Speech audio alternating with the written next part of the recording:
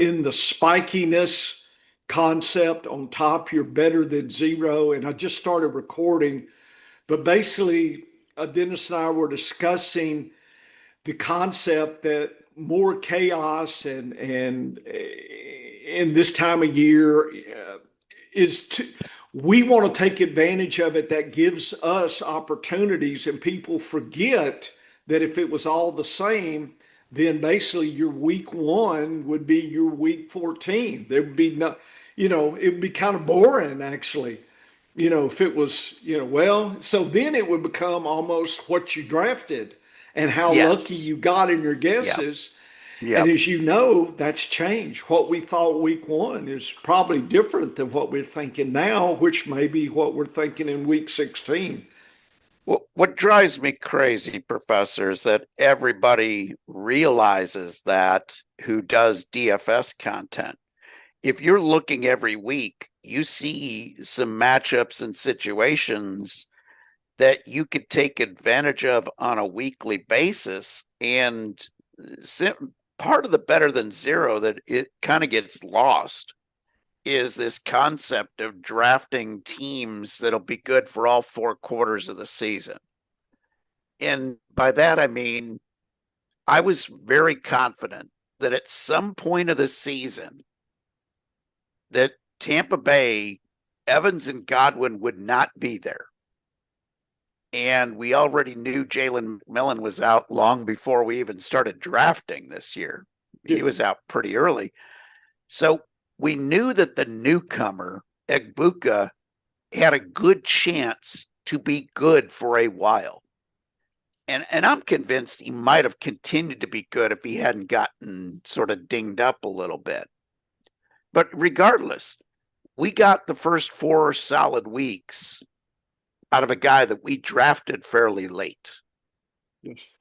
We're getting WR1 production from a guy that we basically drafted as a replacement, like a bye-week replacement flex level of ADP. And we could plug him in and play him all season long. Just like I was convinced that at some point of the season, Tutorio McMillan would be the guy. Now, I realized that McMillan would be the guy for a team whose offense was probably not going to be as productive as Tampa Bay. And I'm not really sure how we grade that yet. I mean, the opportunity index has been pretty good of defining that for running backs. Yes. I need to take that concept more. I mean, I did do it for every position this year at the beginning of the season, but the main concentration is always on running backs because there's more turnover at running backs, or appears to be more turnover at running back than any other position. And when I'm saying turnover, I mean turnover where the replacement level guy is a worthy starter. Look how many times with wide receivers where a top wide receiver goes down and the answer to who is going to pick up the volume is neither of the replacement wide receivers. And it's usually not the WR2 guy anyway. I mean, that's the Drake London goes down. Some people expected Darnell Mooney to blow up. And I said, no, it's going to go a different direction or it's going to be split versus a situation with the Chargers where as soon as Najee Harris went down, we knew to grab Vidal. Even though Haskins was getting the play, Haskins was playing special teams, so he was going to be active every week. But we understood that Kamani Vidal was the better running back between those two. And we were able to get him cheap because of the Haskins effect. You know, people seeing who was the RB2 on any given week and assuming that was the guy who was going to be elevated. It's just like in Baltimore. You know, Justice Hill was getting some of the secondary running back work. But if anything happened to Derrick Henry, I'm pretty confident it would be Keaton Mitchell. Yes. And not Justice Hill. So reading the situation is so key to understanding who that next man up is. And at wide receiver, I think it's trickier because maybe the tight end, look at what happened with Arizona. We didn't see, we saw Wilson get a couple of good weeks, but what we saw were the running backs and the tight end getting the volume too.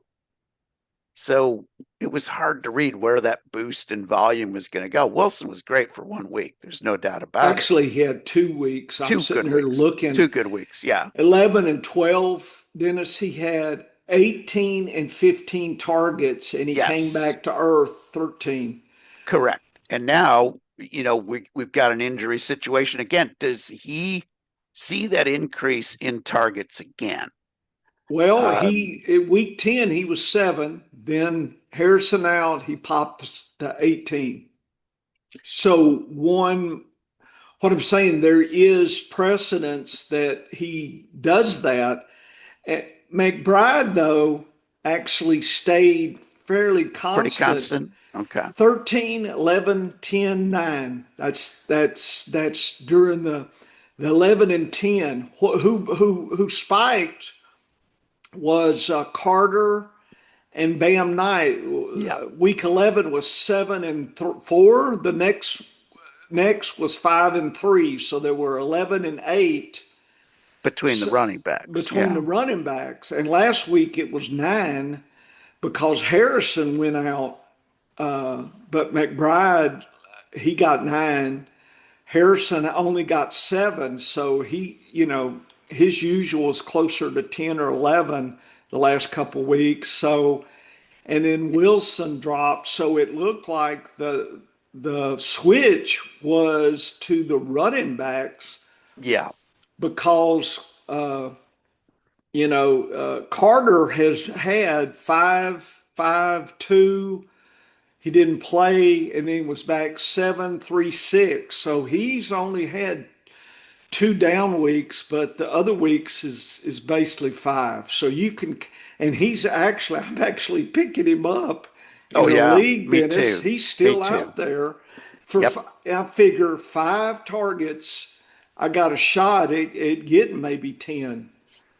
And we've seen Bam Knight and Carter just splitting. Yes, they've been the splitting. Total volume. Yes, of the running backs. But Carter's worst week in this stretch is 7 points. Yeah, it's not a bad 3 targets week 12. Yeah, and that's not a bad pickup if that's your worst score is 7 PPR points. So, and this week Dortch is out as well. Yeah. So last time, Dortch went 6-9-2. And so I guess last week was the injury. Yep. So the only running back wide receiver that picked anything up was Harrison. Is he out too? Harrison will be out this week as well. This Xavier Weaver got 1. He had gotten 3, 3, and 1. So Zay Jones, I don't think is playing. No, he's out. So it looks like Weaver would be somebody who could get you 3 or 4, maybe. And he's actually listed questionable coming into this week. Right. The only if not, then you're talking Broccoli or whatever the guy Broccaselli or and Andre. Broccaselli, yep. And so he might pick up 3 or 4, but it looks to me like it's Bam and Carter could pick up 2 or 3 targets in their combo. It's just, figuring out the luck of the draw, who's close to the end, who might get a touchdown. But that's how I'm reading the tea leaves here. And I don't think enough of that, gets really explained and understood by so many people, because Bam Knight and Michael Carter would not have been good players to draft under any No, circumstance, right? no. And Michael Wilson wasn't a valuable player to draft either. But circumstances have elevated all three of And those Dennis, here guys. is the data here if you want to, look at it. Yet watching what has happened with the total volume at running back is actually pretty impressive. You're talking, oh yeah. Well, see, I Yeah, can see the thing is with this, I can do that. So now we can see 8, 14, 8, and 8, 9. 9. Yep. Yeah. So, but before, well, when Connor was there, you were hitting 8. Then it Yes. dropped, Yep. and then it picked back up. So you can, like I said, I'm guessing 10 targets between them at least, maybe 12 this week if everybody's out. Tight Yeah. end, pretty much, Dennis, has been pretty constant last 2 weeks.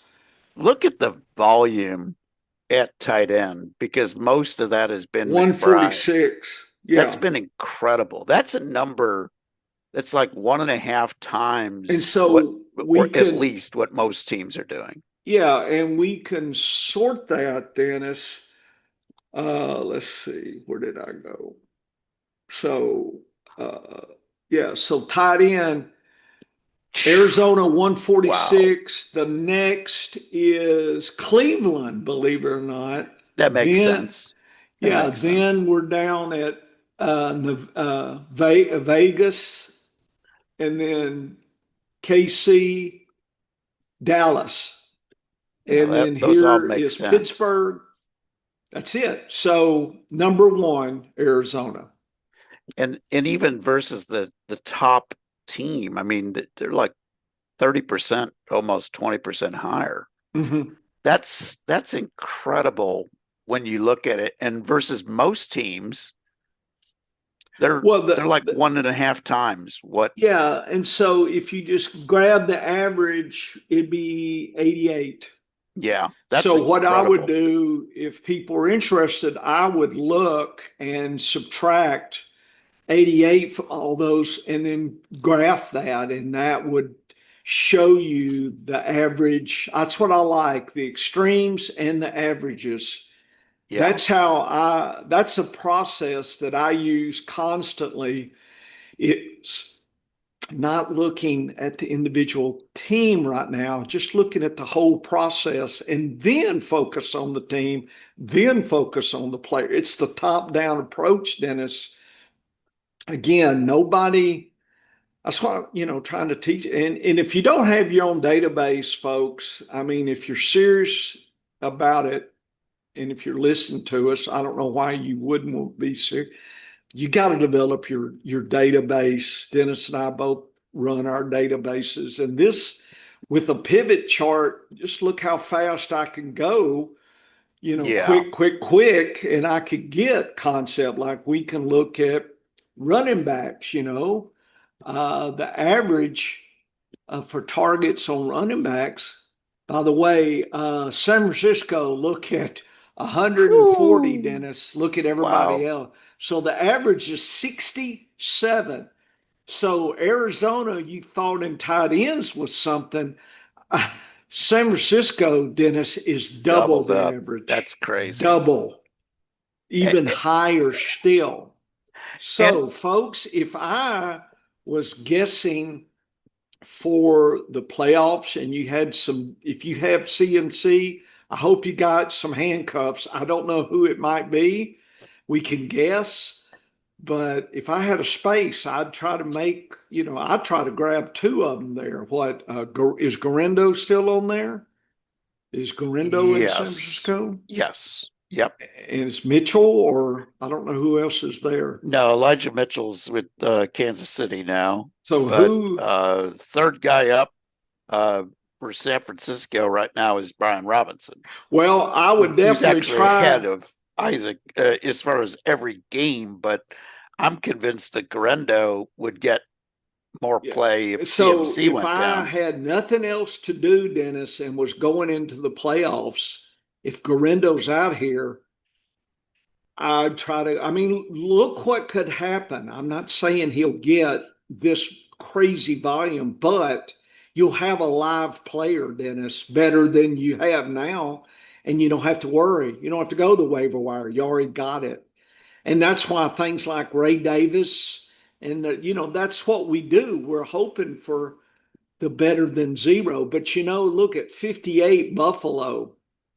Cook is so good that we could do points in here and we could do a ratio of points to average, and get a efficiency percentage of each team as well. And that's something I would do if I was getting deep into this. And again, that, next year I'll have that information and we'll have speculation. And then the big question is this ratio good for year to year? In other words, is what we're developing this year predictive for next? I could even do a poster on this whole concept of points to targets kind of thing, Dennis, and predictability. I've got enough data, 10 years of data that I could do stats on and I can make a poster. And again, folks, you're saying we've never heard anybody saying any of this kind of stuff. That's what Dennis and I, the science, that's why there's only a few of you listening, because, like I said, everybody wants the fire. They could give a damn about a pivot table. I'm telling you, though, I'm not going to be here in 20 years. If you're still playing, I'm probably gone. Okay. I'm an old, I'll be in the nursing home playing pudding cup roulette or something. I'll be doing something, Dennis. You, I'll be speculating somehow, you'll cornering the be pudding cup market or you something. I'll be you'll doing be something in trouble.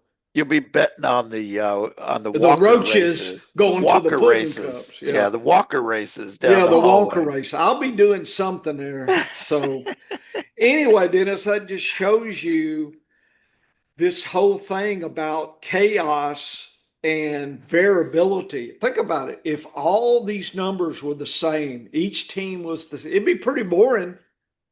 But now Yeah, with the dynamic variation and the injuries and the strength of schedule on top of that, that just adds sweetness to our play, actually. I know you can't appreciate laughing till you understand about crying. And that's the thing at the horse track. That nose, you lost your big bet by a nose, or you won by a nose. You'll be surprised, folks, how close it is at the racetrack sometimes.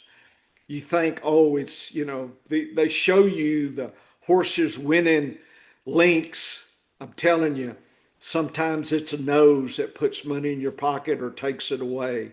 That's crazy. You think about a nose all the way around a mile, and it comes down to one nose. oh That's yeah. crazy how that Yep. can happen. Yeah, I saw a 64 to 1 shot that out bobbed a 3 to 5 shot the other day. Isn't You that know, interesting? and he had a huge lead turning for home. And Yeah. turning for home, he was like 3 or 4 lengths clear. And it was a short stretch. It's a 5/8 mile track. It was one of the bull rings. And you thought, oh, he's home free.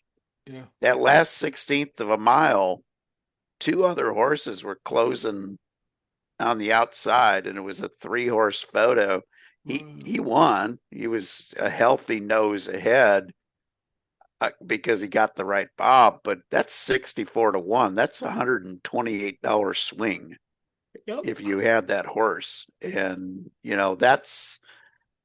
that's what we see in fantasy football every week. We see guys pop off with a huge score that people were, oh, that came out of nowhere. No, it usually doesn't come out of nowhere, but it's buried within the data. For instance, Jamar Gibbs on Monday night. That I felt very confident that he was going to see 25 points plus because I knew he'd be getting the volume with the Sun God, not 100%. He played.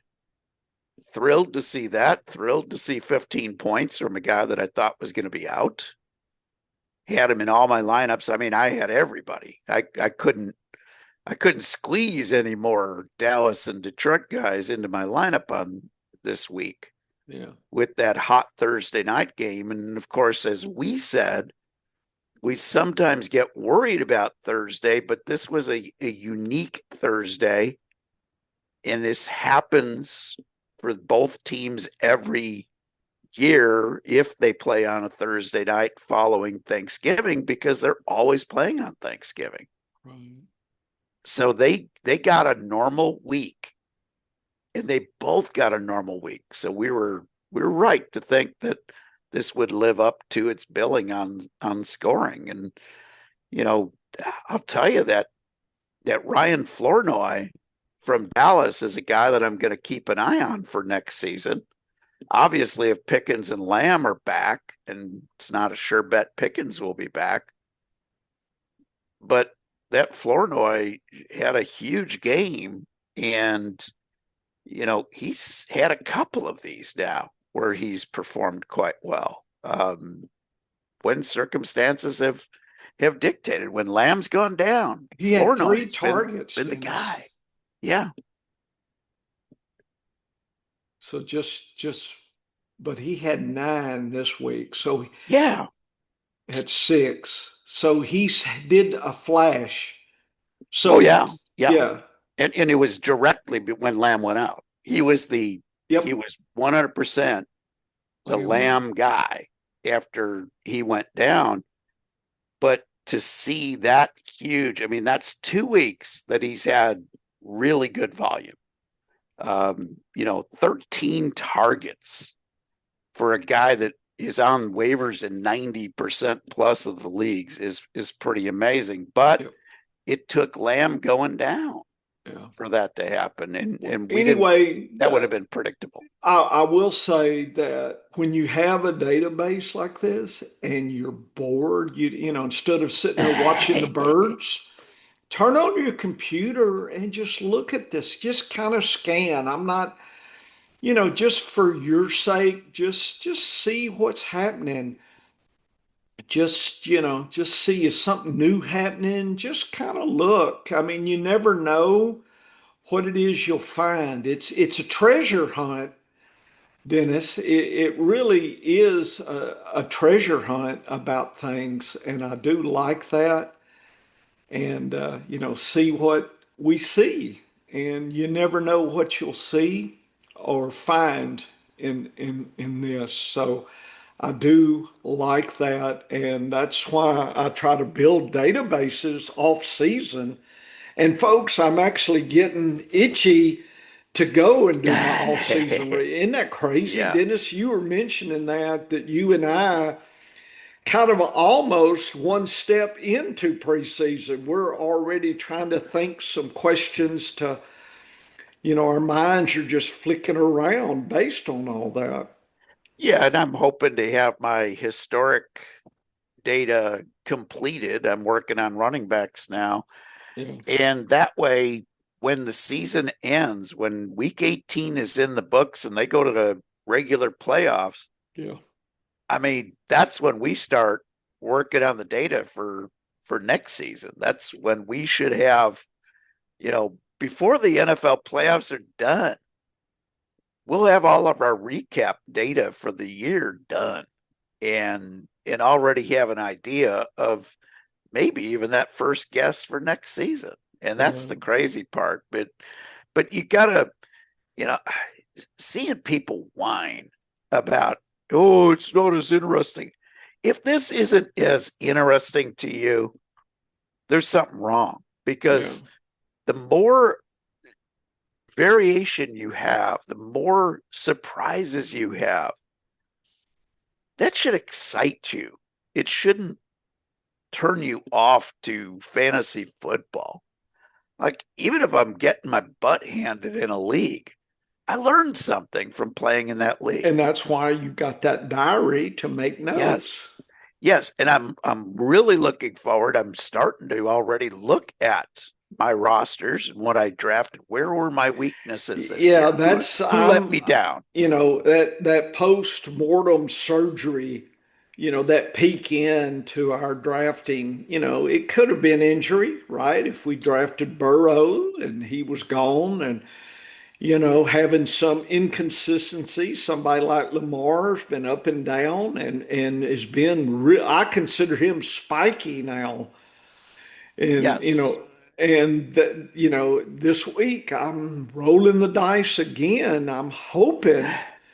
but if he gets me 8 points versus 26, I only got myself to blame. I know what I'm getting into, but it does worry me having that as a concept, that spiky quarter. People don't like spiky. They'd rather have a solid 18 versus an 8 to 26 potential.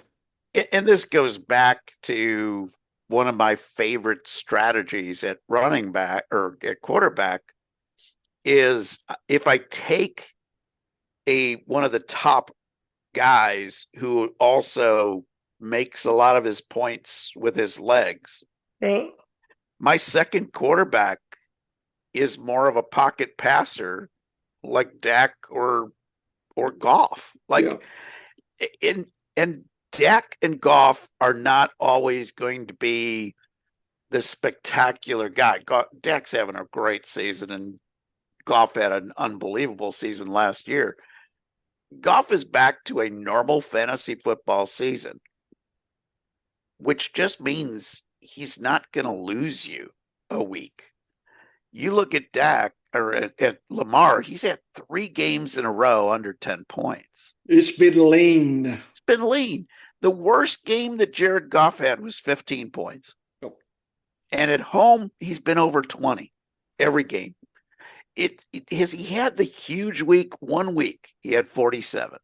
Okay. And I'm counting 6 points for a touchdown in my data because that's what I play a lot of the leagues in. And I've also found that if a guy like a running quarterback type like Hurts goes down in rushing touchdowns, it's usually a red zone thing, and he goes up slightly in passing touchdowns. So I have found that grading every quarterback on 6 points gives me a kind of an advantage, even in leagues where I only get 4 points for a passing touchdown. It seems kind of weird, but it is.